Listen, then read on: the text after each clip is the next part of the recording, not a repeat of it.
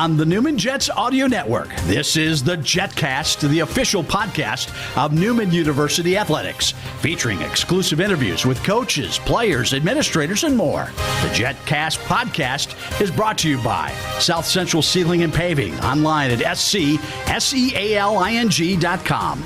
Mel Hambledon Ford, Pepsi, Allstate Insurance Agent Mike Light, Eck Agency, Donlinger Construction, Big Corner Creative, Dr. Brennan Lucas and Advanced Orthopedic Associates, Keystone Solid Surfaces, and by Overland Charters, the official transportation provider of Newman University Athletics.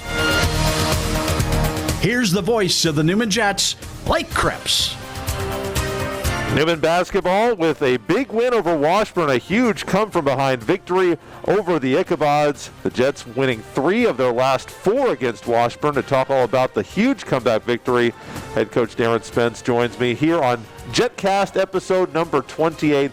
Welcome in, glad to have you along. Blake Cripps here, and Coach, I guess, you always say you like the ugly wins. Ugly wins are beautiful in their own way, aren't they? Yeah, that's true. Too many young kids think they want to go play and have fun, and the fun happens when the final buzzer sounds and you have at least one more point than your opponent.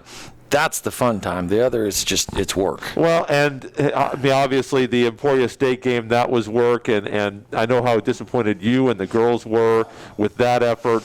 How rewarding is it for you to come back and in 48 hours, there were a number of times that Washburn game could have gone the other direction. Sure. And, we're down 9-0. You lost the third quarter, but you guys found a way each time to come back. That had to be extremely rewarding for you as a head coach. Yeah, it did. And I've already lived through it, so when you bring back all this stuff, I got to go right back through it again.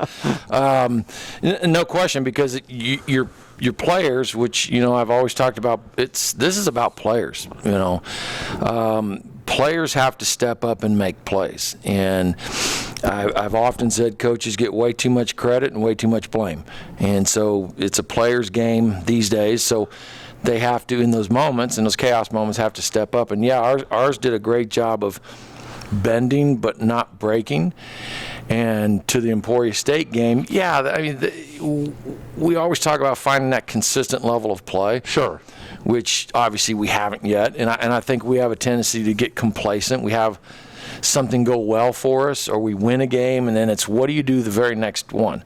And so the way we bounced back at Washburn, it didn't look good for a while. It didn't.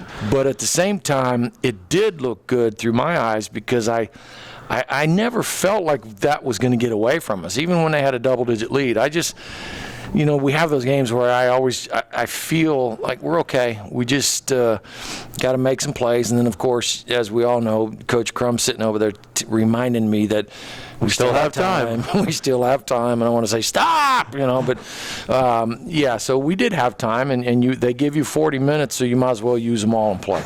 And you did. You led for, I think you led for 36 seconds in that game, but that's all you only need to lead for. You technically don't have to lead for any seconds to win the game. Yeah, no question. And you guys got the win. Coming up here on the show, by the way, we'll be joined by a junior college transfer in for the men's team, scored 47 points in his first 2 games, Branden, Bunn, and then softball coach Andrea Gustafson coming up here on episode 28 of the Jetcast.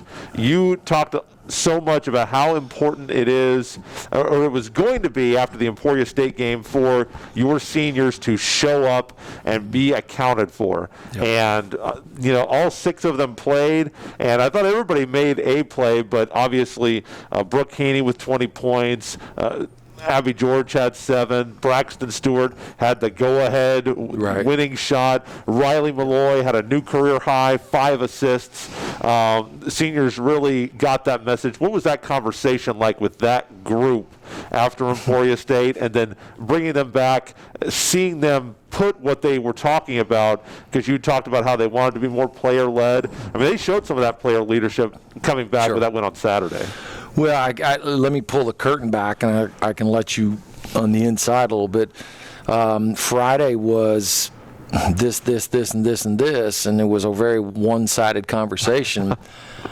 But you can do that when you have kids in your program for the years that they've been here, they've grown up right before our eyes, and they've been in a lot of battles. And so I knew they were embarrassed too. I mean, our group gets that way. They know when they needed to do better, and so it was just a quick reminder how to pretty spirited, hard but shorter practice on Friday, and you just kind of knew they were going to step up. And so, and my opinion is, if you don't want seniors, why work at a 4-year level school?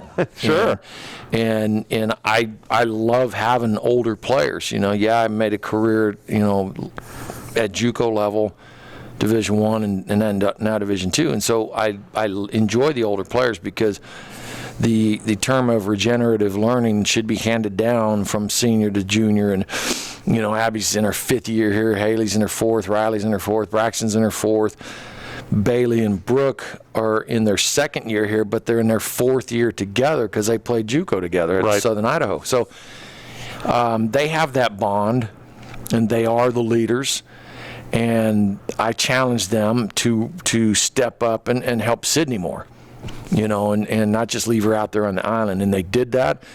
Sydney struggled at times at Washburn, and so Riley comes in and just really settles it, which is kind of odd for her because she's that happy feet, go, go, go, go. But she actually calmed us down and got us settled, and that's what Braxton does, having her back in her 2nd game back?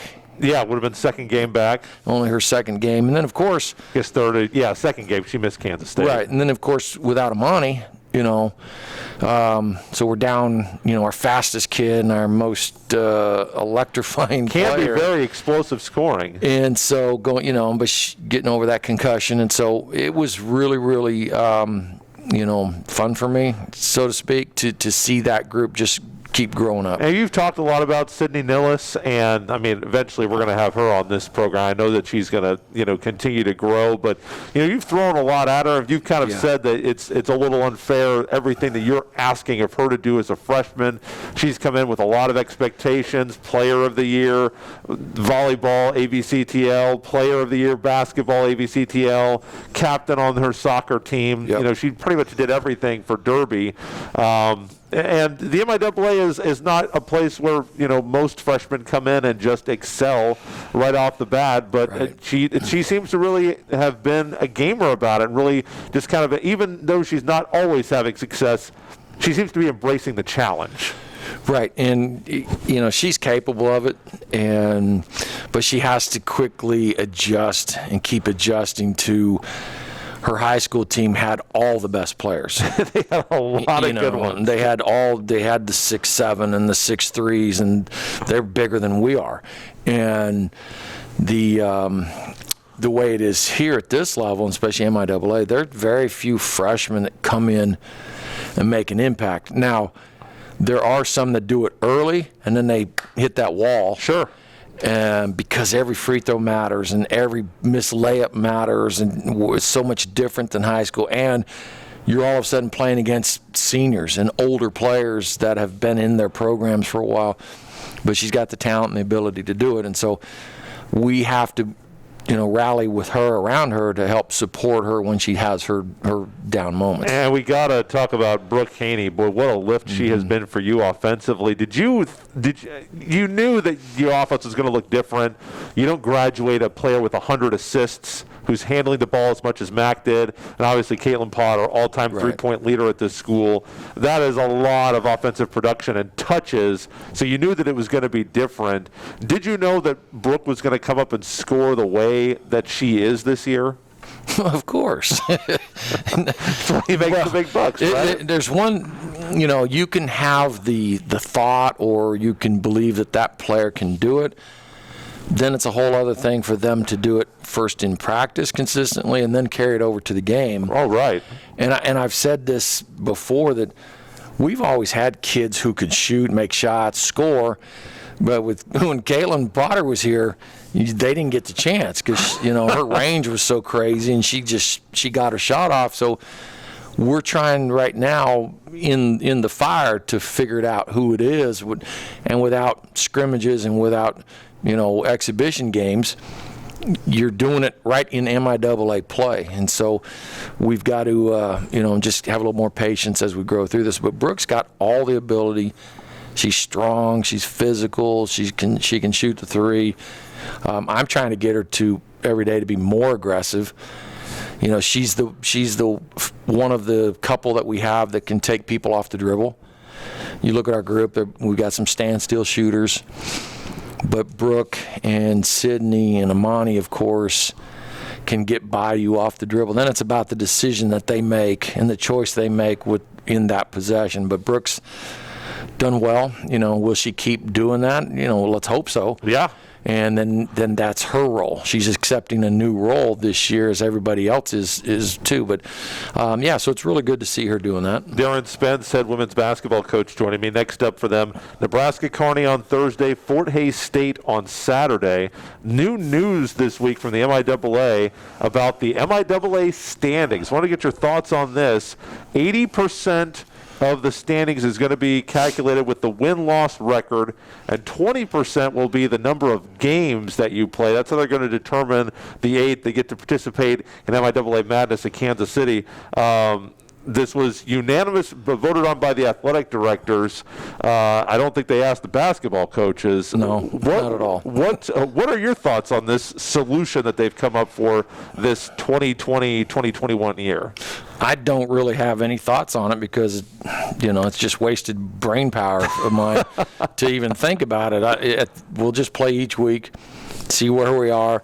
I've been a little bit more outspoken about how bad it is that they cut 2 teams out of the tournament. That was the next question on my card. In a year where you should celebrate players and coaches and take everybody to the conference tournament.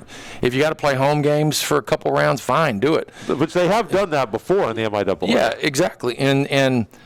But now you're going to cut 2 more out, and of course, we coaches now. I've never been asked by it, as an older coach, oldine coach. It would have been nice to have a little bit of input, or at least hear that this is coming. Sure. Now I get the standings thing because we've got so many games that are going to be rescheduled or not played, and so it's going to be an uneven standings. But the thing that concerns me is, oh, shoot, we got to go play at school A. Oh, no, you're sick. We're not going.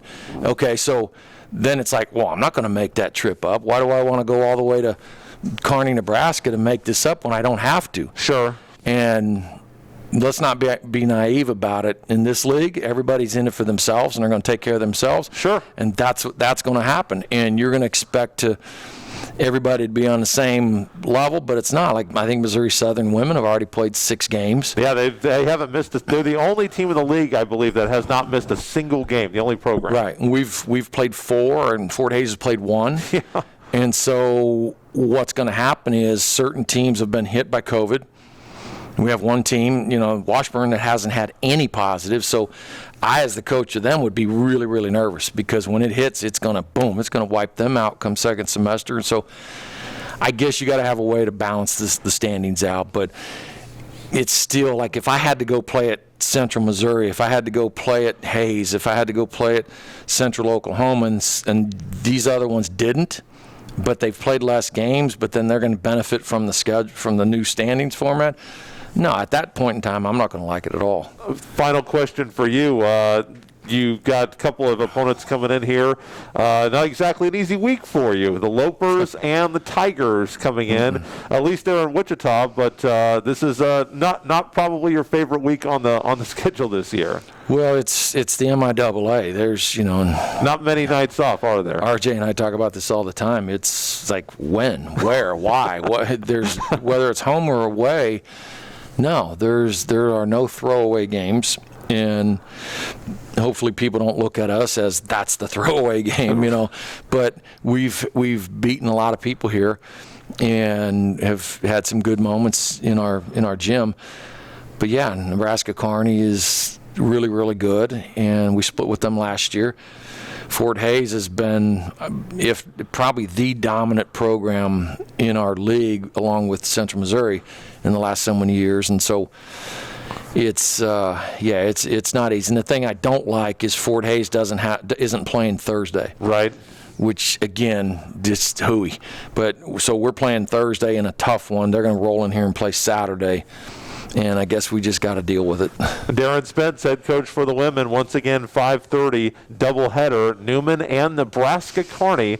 Coach, good luck, and we'll see you out there on Thursday. Appreciate it. Thank you. And we'll talk with Branden Bunn. He's going to be on the men's team as they try to take down the Lopers on Thursday, and we'll talk with him next. Hi, I'm Alex Stevenson with South Central Sealing and Paving. We specialize in parking lot maintenance. We do asphalt repair, crack seal, seal coat, slurry seal, concrete repair, striping.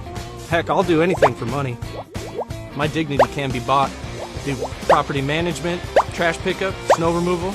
My kids gotta eat. And hey, if you need any carpet or anything like that, call my dad, Jeff Stevenson, at Harry Street Carpet. You tell him I look better than him on camera, he'll give you a 20% discount. We're South Central Sealing. Let us fill the cracks in your asphalt. Where can you land the best Jet swag? The official online store of Newman University Athletics, NUJetsgear.com.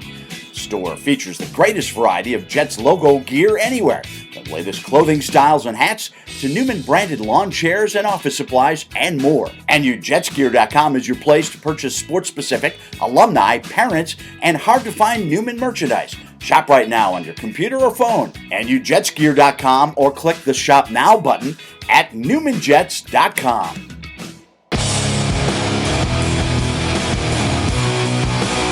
The Newman men returning to action on Thursday, looking for their first victory of the season. Nebraska Kearney Lopers are coming into town, coming off of their first win of the year over Fort Hays State. We're joined by a junior college transfer, one of the new faces on this Newman Jet team, Branden Bunn, junior college transfer out of South Puget Sound. 47 points in his first 2 games as a Jet. Branden, first of all, welcome to Wichita. Thanks for being on the show. Appreciate you having me. Well, obviously, first 2 games, and I remember that Missouri Southern game started 0 for 5 from the field, and it just wasn't clicking for you. But obviously, you got it rolling and kept it rolling against Pittsburgh State. How good did that feel to come out in your Jet career and put together those first 2 offensive games like you did? Felt good. I started out slow, but just kept trying to go. Obviously, 2 very, very close losses to open up the year. How did you guys kind of digest those losses and absorb those? Because, against Missouri Southern, you guys played pretty well against the top 25 team. Mm-hmm. I know against Pitt State, middle of the game went very well, but you didn't quite finish the way you guys wanted to. We just wanted to, just make sure that we was on track, but we fell short.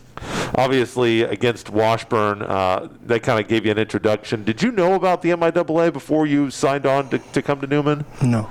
Obviously, that game up at Washburn gave you an indication of how good this league is with so many national champions. How was, obviously, not your guys' best performance, but how, in your mind, being on the court, what was that like playing against a Washburn team that's obviously very talented, and they were certainly playing very well that day?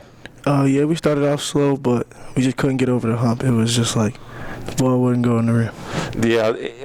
What's it been like integrating on a new team for you with a new program, a new head coach for you, obviously, but then there's also so many new players on this team? I think we're still trying to figure out our chemistry. It's something that takes a little while. That we're all new. We have like 12 new players, so we're still learning from each other. What do you think your role is as one of the upperclassmen on this team, even though you're a first-year player?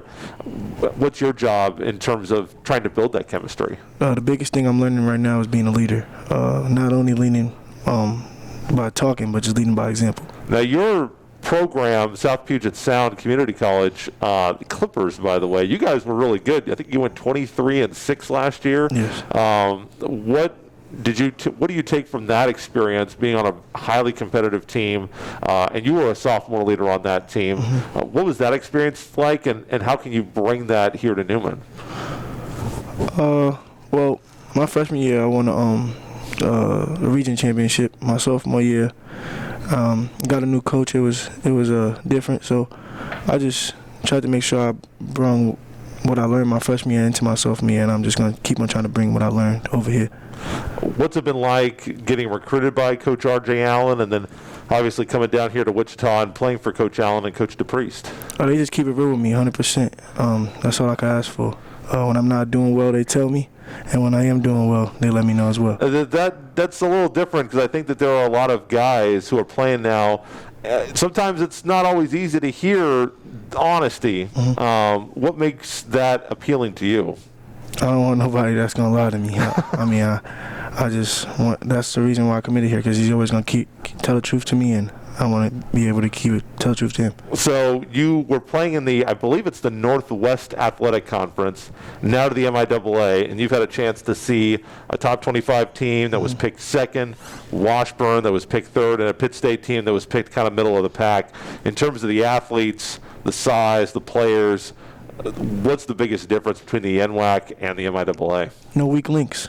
Everybody's good at basketball. In the NWAC, you can maybe take a play off, not here. Can't take no plays off.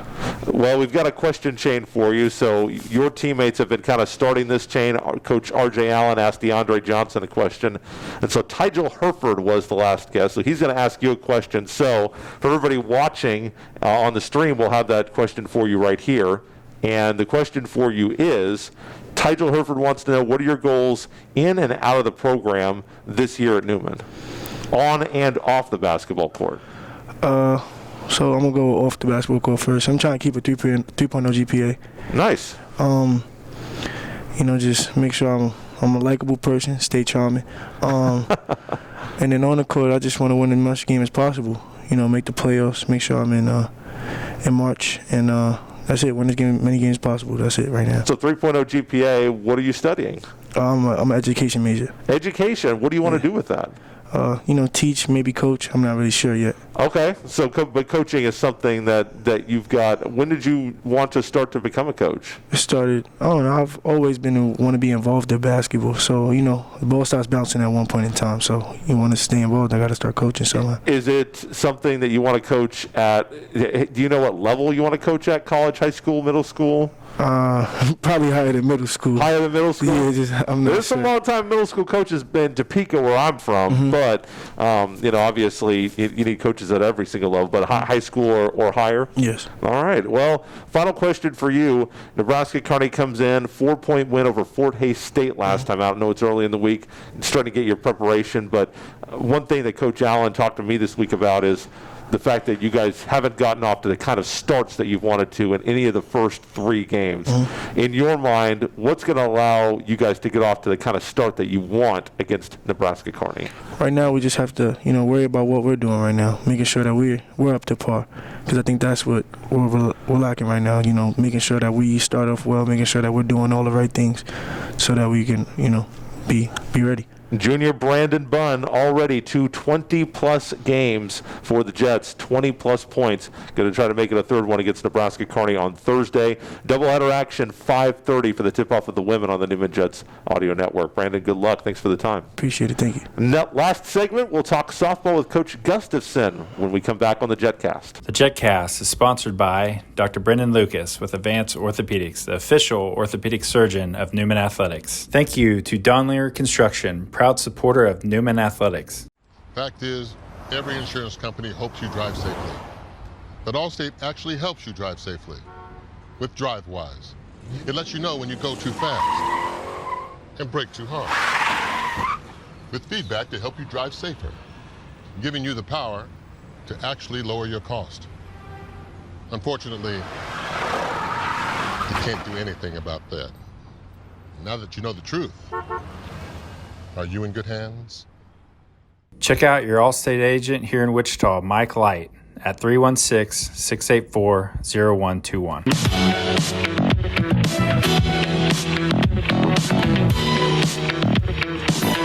Getting closer to those spring sports, finally getting a full season in after being the first to be cut during coronavirus's pandemic last season. Andrea Gustafson had her season cut short in her first year leading the Jets here in Wichita, the new head softball coach here. Coach, good to have you back on the show. Thank you so much. Thank you for having me. Well, Coach, what's it been like for you kind of waiting for this season and just kind of waiting for things to get back to normal, given that you've been trying to build your program here and didn't really get a whole first season to kind of put your systems in place?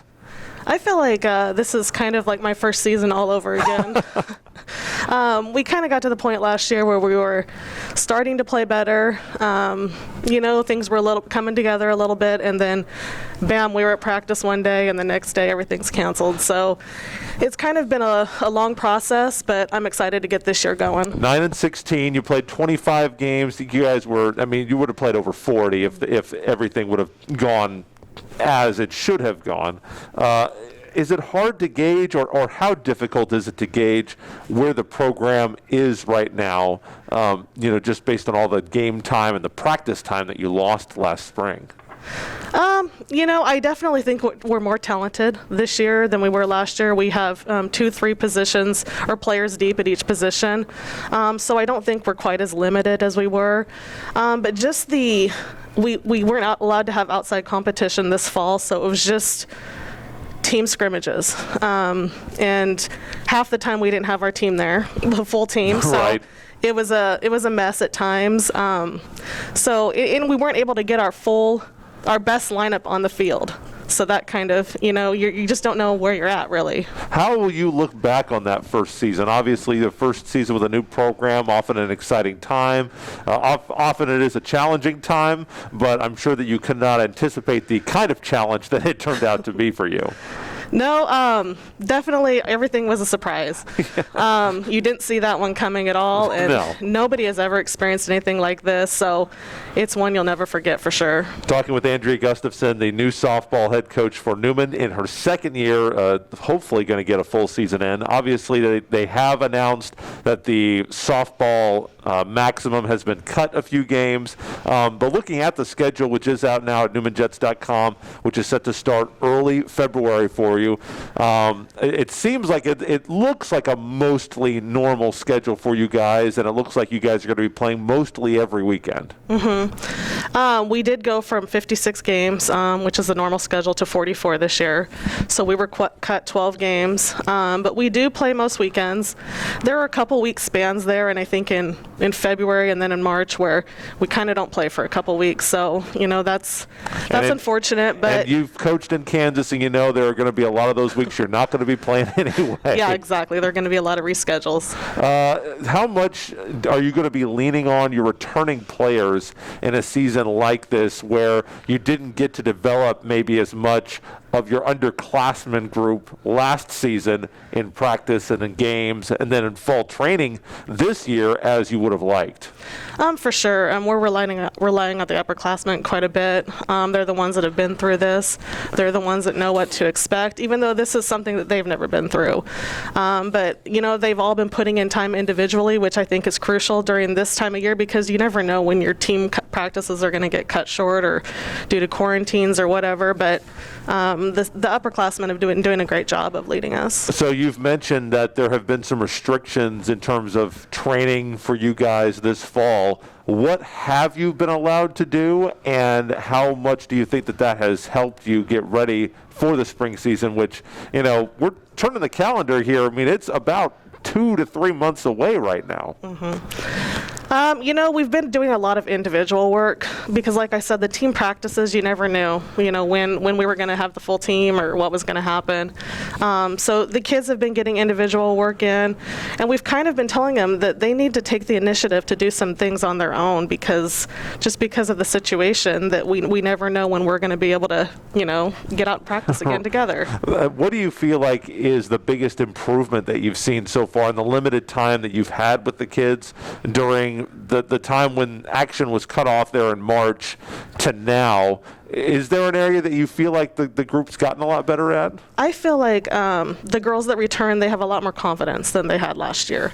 I feel like everything that they go about, just their daily practice, just what they show in practice, they're more confident. They feel confident in leading the younger kids, and that's been good to see because that's what we need with this program right now. Based on what you saw in the program and looking at the stats, looking at game film, however you studied the program and the team this season before you came on, and what you saw in the 25 games you were able to play last year, what's your goal, or maybe the better way to say it is, what do you think is your biggest question mark for this team going into this season in terms of what you're going to need to do to be successful in the MIAA? I think pitching is going to be a big thing for us. I saw that they struggled before I got here. We struggled last year. Anna Veltine, she's a junior for us this year. She really stepped up last year as a sophomore, and I think she gained a lot of confidence. And she's come back this year, and she's pitched really well, and she's kind of leading the younger kids in the right direction as well. So pitching's kind of going to be that factor for us. Pitching is so interesting in softball, I think, because like I've covered a lot of baseball, Coach Ealing behind the camera, and on a baseball team, you have so many different pitchers that you throw in. It's very specialized. You'll have a guy that's good against righties or against lefties, a starter, middle relief, closer. And in softball, you don't have nearly as many arms. What's the challenge in developing a pitching staff in softball where you just don't carry as many pitchers on your roster, and the pitchers that you do carry, you're hoping to get a complete game every time you throw somebody out there, whereas in baseball it's just not realistic that that's going to happen every time. It definitely helps when you have kids that can pitch a full game. We have 5 on our roster right now, and I'm expecting all 5 of them to see action throughout the course of the year, but obviously you expect 2 or 3 to really step up and kind of be those kids that lead us through the course of the season. Is there any kind of specialization in softball pitching, or do you just kind of work everybody toward being as dominant of a starting pitcher as they can be? You want kids who have the right mindset. You want kids who go out there and focus on their job. You have a lot of pitchers out there who kind of focus on the defense. If they make a mistake, they'll worry about that. But kids that just focus on what they have to do and just let everything else fall into place. Well, I asked you about the schedule last year. I think we talked on the podcast in January or February, and asked you what your goals for the season were, and you laid out, well, this is where we want to be at the end of the year. Well, weeks later, little did we know, we threw all that out the window. So now, knowing just how uncertain that things can be, I'm going to ask you the same question again. What are your goals for the 2020-2021 season for softball? Obviously, with the full knowledge now that you have 44 games on the schedule, and who knows if you'll play all 44 games or if they'll be played in the spot on the schedule that they're currently at. Yeah, I think I've decided that I'm not going to really put a number as a goal because I'm not sure what's going to happen, but I definitely want to see this program take strides in the right direction. I want to see these kids go out there and compete every day, believe they can compete against every team that we play against. And at the end of the season, I hope we can look back and say, wow, we really improved from where we started to where we are now. How will you gauge that? Obviously, if you don't play very many games using a win total, as you mentioned, it's not going to be a real fair way to judge that. How will you know what, we got better this year, we got closer to where I want this program to be? Just by how we play in each game. It's not necessarily winning or losing. This year, as far as I'm concerned, I want to see us compete against every team we play against. And if we can compete and we play to the best of our abilities, I consider that a successful game and a successful season as a whole. Andrea Gustafson going to try for a second time to get her first full softball season in at Newman. Coach, I'm looking forward to seeing you and the girls out at the Softball Diamond in February. Thank you. I appreciate it. I believe we've got one more Jetcast in the semester left, I think, and we're going to be doing a lot of wrestling next week, so hope you'll join us then. So until then, Blake Kripp saying, go Jets.